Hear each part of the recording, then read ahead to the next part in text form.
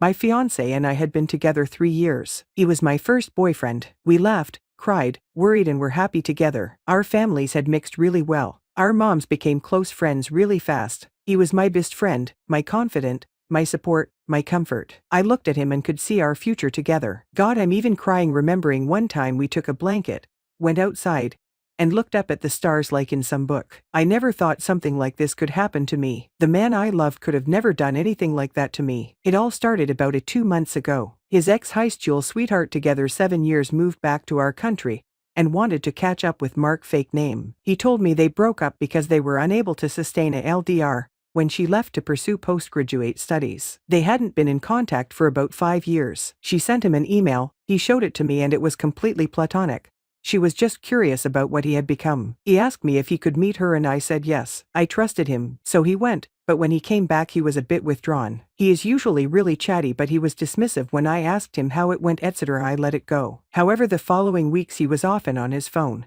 He picked random fights with me and didn't look me in the eyes when we had sex. Didn't whisper loving words either. I'm really touchy, clingy, and in our 3 years together he had never once recoiled or refused my embrace, but he started doing it. I usually hug him like a koala when he comes back home from work. I'm a bit childish, I know, but he only let me do it twice. It was such a sudden change. I asked him what was wrong, but he just said he wasn't feeling too good nowadays. On a Saturday I went to visit his grandma, as we usually knit together, and I was gone the whole day. I feel really close to her because she adopted me easily, and reminds me of my own who died when I was in high school. When I came back I found him packing his stuff. My whole world fell apart. He was being so cowardly. He told me he was sorry for making me suffer like this, but sometimes life gives you a second chance, and you have to recognize it for what it is. That he loved me, but when he met his ex, he realized the feelings weren't the same. He said he regretted letting go of her, that he had found himself again, that it had been a difficult choice for him, but he had to take this chance. His ex wanted him back. She had realized what she had lost and risked losing for good when he told her he was getting married. He supposedly refused her at first, but as time passed,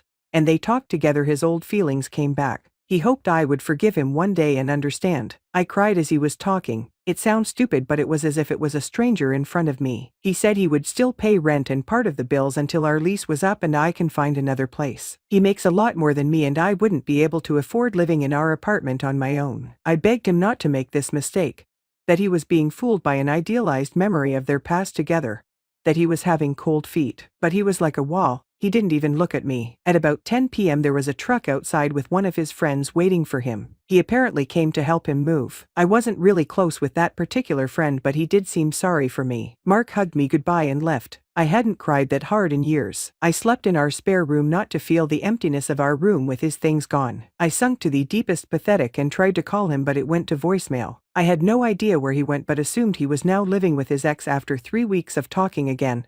How ridiculous. I'm really lucky to have supportive friends and family. My best friend even moved in for 5 days. My parents wanted me back home with them, but I wasn't ready to leave. Mark is a bit messy and I'm a manic, so it felt weird having everything perfectly neat. I missed his messiness. It was as if he was the one making our house a home. He used to joke about me wanting the house to look like it was on sale or in a catalog. Not waking up to make breakfast. Not seeing him read lying on the sofa while I studied felt weird. Not buying his favorite snack or powder proteins when doing groceries felt weird. I felt really lost at first. It was like grieving. Usually when people break up, their relationship was going south, but to me it came out of nowhere. I still loved him. I was still planning the wedding and working on my side to build our future together. It was all gone in a day. I wish I had been smarter and refused he meet his one that got away. His family was dumbfounded. I still went to see his grandma and she told me he was a fool that he would come back crawling to me. She was the first person who managed to make me laugh. His mom, my mom, and I started making calls to cancel all reservations. Luckily the store accepted to take back the dress. We didn't pay much for the location as we canceled early. Next was to inform TEEV guests. He had been gone for about 3 weeks then. His family was furious with him, so they didn't contact him much. The only contact I had with him was the signed check he made to cover the wedding cancellation. However, about a week ago I received a letter from him. He apologized for leaving me like this, said he made the biggest mistake of his life, that he couldn't even believe what he had done, that he was writing me this letter because he didn't have the courage to face me. You were right, I was running after a perfect relationship that had never existed. I regret it so much. I thought I was in love with her,